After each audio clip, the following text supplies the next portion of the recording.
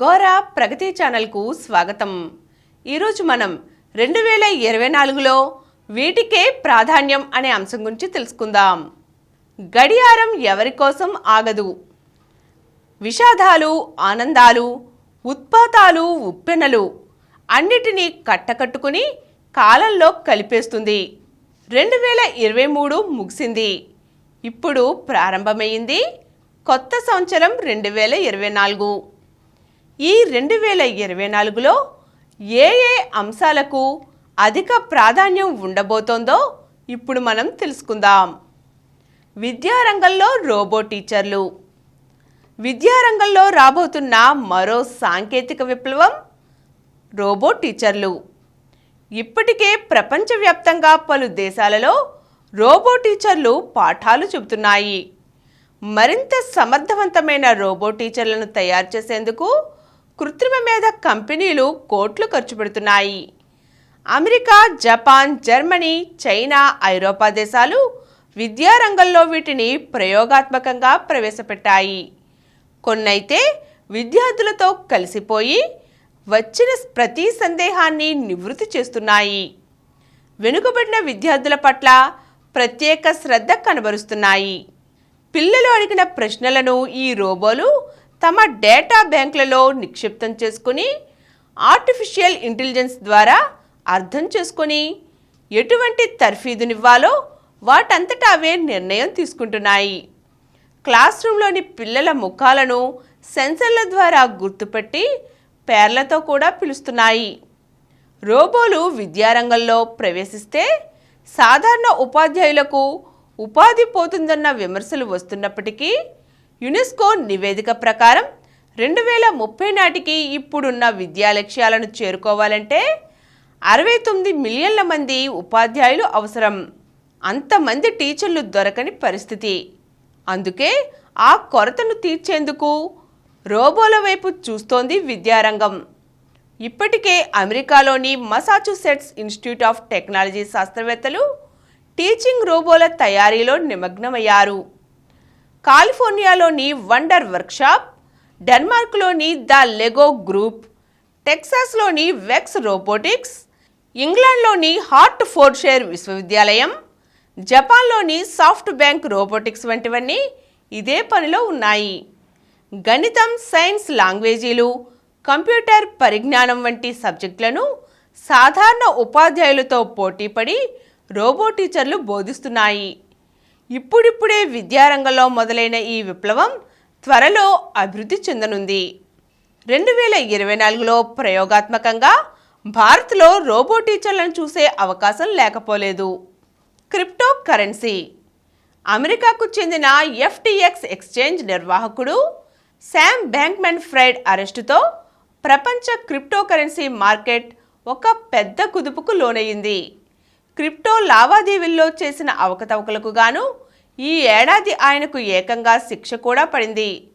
అంతకు మునుపు మన దేశంలో క్రిప్టో కరెన్సీ దూకుడుకు కేంద్ర ప్రభుత్వం అడ్డుకట్ట వేసింది. క్రిప్టో కరెన్సీ లాభాలపై ఏకంగా 34% పన్ను విధించి క్రిప్టో ఇన్వెస్టర్లను నిరాశపరిచింది. ఈ డిజిటల్ ద్రవ్యాన్ని అధికారికంగా నిర్వహించే నియంత్రణ సంస్థలు లేకపోవడంతో ప్రపంచవ్యాప్తంగా క్రిప్టోకు అధికారిక భద్రత లభించలేదు. అందుకే బిట్కాయిన్ సహా అనేక కరెన్సీల ధరలు నేలను తాకాయి. అయితే మరోవైపు క్రిప్టో రూపకర్తలైన డెవలపర్స్, రెగ్యులేటర్స్, స్టేక్ హోల్డర్స్ మరింత శక్తివంతంగా పనిచేయడానికి పూనుకుంటున్నారు. క్రిప్టోను రూపొందించే బ్లాక్ చైన్ టెక్నాలజీ నిపుణుల సంఖ్య కూడా పెరగడం ఆశాజనక పరిణామం. వచ్చే ఏడాది అమెరికాలో బిట్కాయిన్ ఎక్స్చేంజ్ ట్రేడెడ్ ఫండ్కు అనుమతులు వచ్చే అవకాశం ఉందని ఇన్వెస్టర్లు ఆశాభావం వ్యక్తం చేస్తున్నారు. ప్రస్తుతం ఈ ప్రక్రియ పరిశీలనలో ఉంది. ఇక విదేశాలలో చదువుకునే విద్యార్థుల సంఖ్య ఈ ఏడాది ఎప్పుడూ లేనంత పెరిగింది. ఈ మార్పు క్రిప్టోలకు కలిసి వచ్చే అంశమే. కొత్త తరం డిజిటల్ కరెన్సీ పట్ల ఆసక్తి చూపడం సాధారణం. కాబట్టి ఈ పరిణామాలన్నీ డిజిటల్ కరెన్సీకి కలిసొస్తే 2024లో గ్రాఫ్ పెరగడం ఖాయం. డీప్ ఫేక్ పై కొత్త చట్టం. అందులో ఉన్నది నేను కాదు మొర్రో, దయచేసి నమ్మండి అంటూ సెలబ్రిటీల సంజాయిషి. డీప్ ఫేక్ ఇప్పుడున్న వైరల్ యుగంలో ఏది నిజం ఏది అబద్ధం అని తేల్చుకోవడం చాలా కష్టం. మొన్న రష్మిక మందన అభ్యంతరకర దుస్తుల్లో గదిలో నుంచి బయటకు వచ్చిన దృశ్యాలు దేశమంతా క్షణాల్లో వైరల్ అయ్యాయి.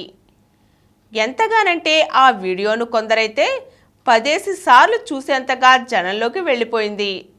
రష్మిక స్పందించేలోపు జరగవలసిందంతా జరిగిపోయింది.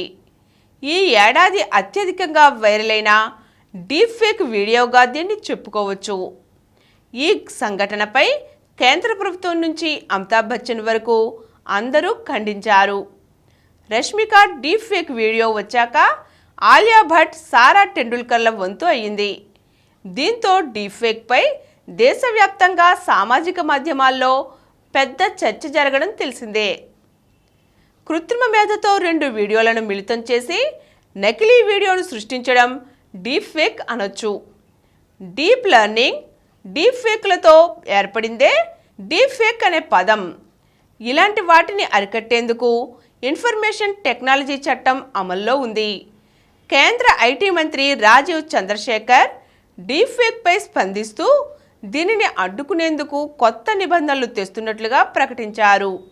డీప్ ఫేక్ వీడియోలను ఆయా సామాజిక మాధ్యమ సంస్థలు 36 గంటల్లో తొలగించే నిబంధనను చట్టంలో జత చేసేందుకు ప్రయత్నిస్తున్నారు.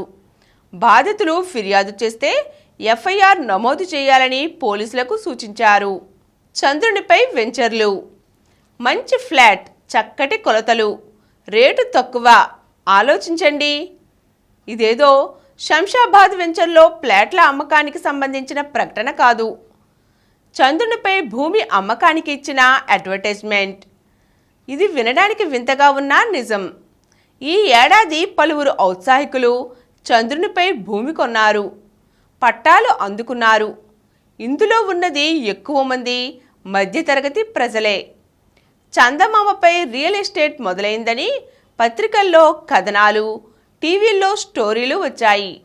మూన్ పైన భూముల లావాదేవీల కోసం లూనార్ ఎంబసీ అనే సంస్థ సైతం పుట్టుకొచ్చింది. వచ్చే ఏడాది కూడా చంద్రమండలం పైన రియల్ ఎస్టేట్ అమ్మకాలు పెరిగే అవకాశం ఉందని నిపుణులు చెబుతున్నారు. ఇంతకు చంద్రునిపైన భూమి కొనవచ్చా? ఒకవేళ కొంటే సంపూర్ణ ఆస్తి హక్కు లభిస్తుందా అంటే ఇప్పటికైతే చంద్రునిపై భూమి కొనడం ద్వారా ఎలాంటి హక్కులు లభించవు అంటున్నారు నిపుణులు.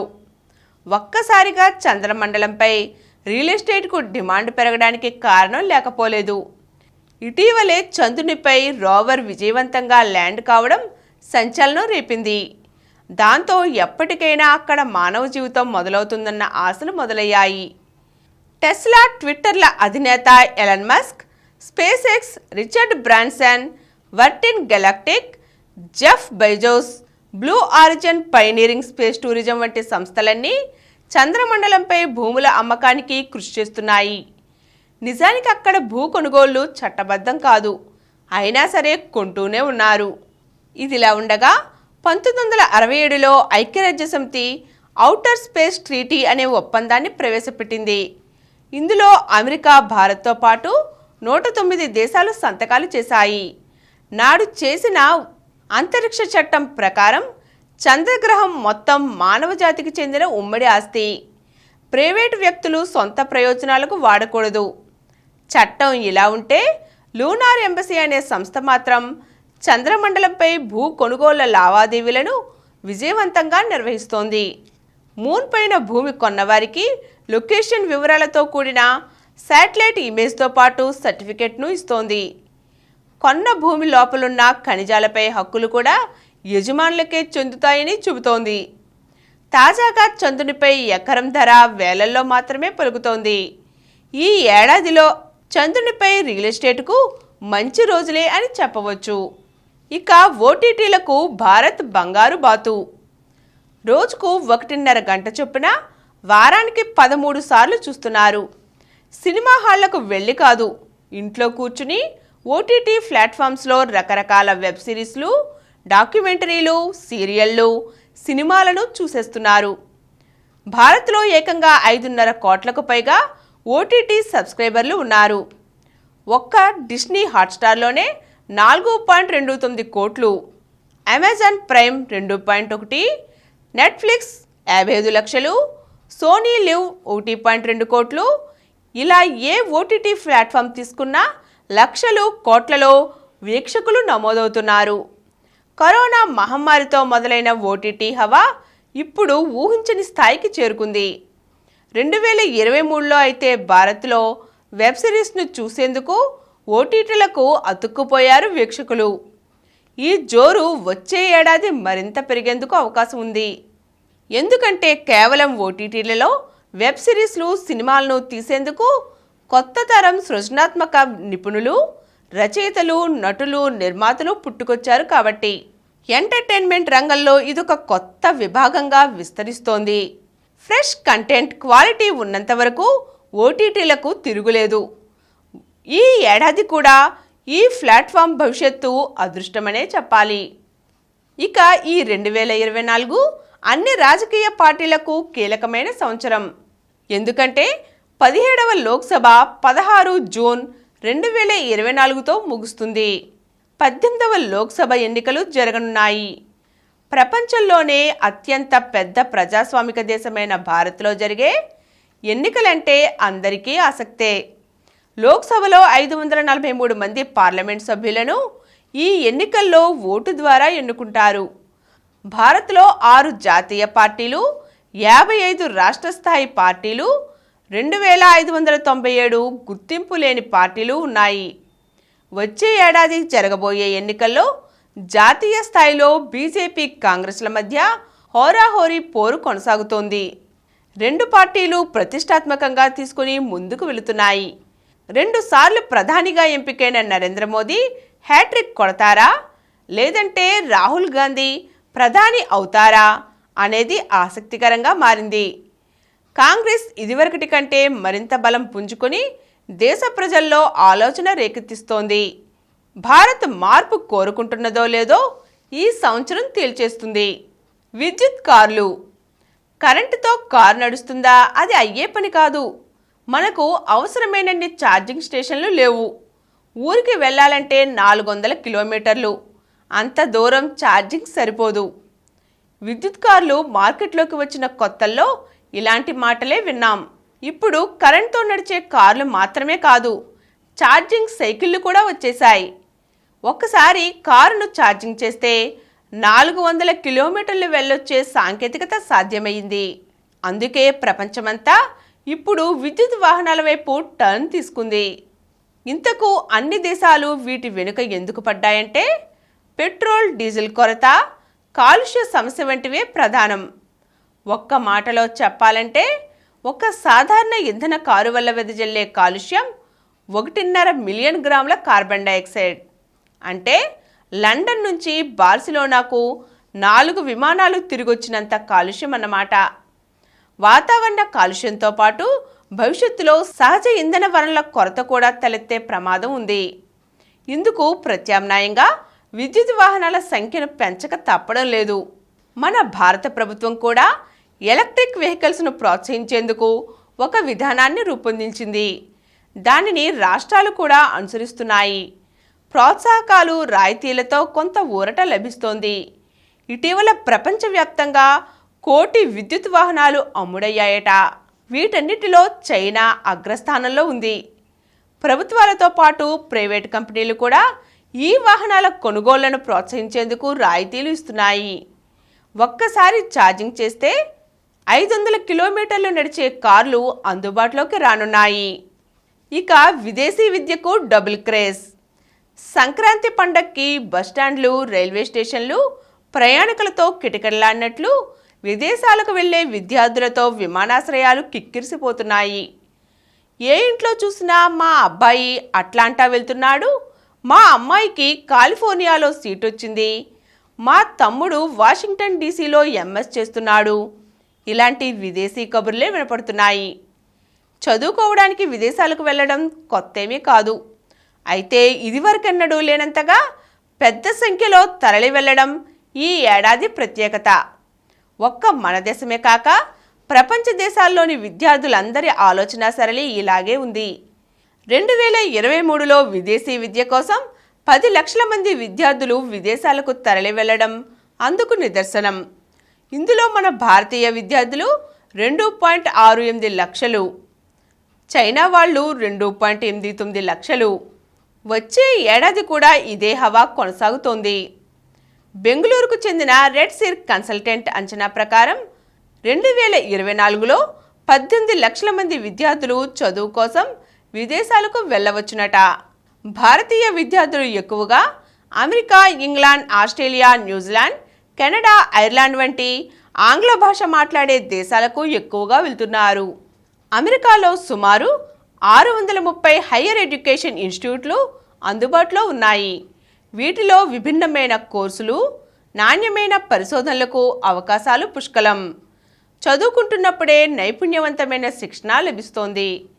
చాలా విశ్వవిద్యాలయాలు ఉపకార వేతనాలను మంజూరు చేస్తున్నాయి. మన దేశంలోని బ్యాంకులు కూడా విద్యా రుణాలను వేగంగా, సులభంగా అందిస్తున్నాయి. భారత్ కరెన్సీ రేటు తక్కువ కావడం వల్ల డాలర్లలో వేతనం పొందిన వాళ్లకు ప్రయోజనకరం. వీటన్నిటికీ తోడు కొత్త తరం ప్రపంచ అవకాశాలను అందిపుచ్చుకొని కొత్త ప్రదేశాల్లో పనిచేయడానికి ఇష్టపడుతోంది. ఈరోజు మనం 2024లో ఏ అంశాలు ప్రాధాన్యం కలిగి ఉంటాయో తెలుసుకున్నాం కదా. మరో చక్కని అంశంతో మళ్ళీ కలుద్దాం.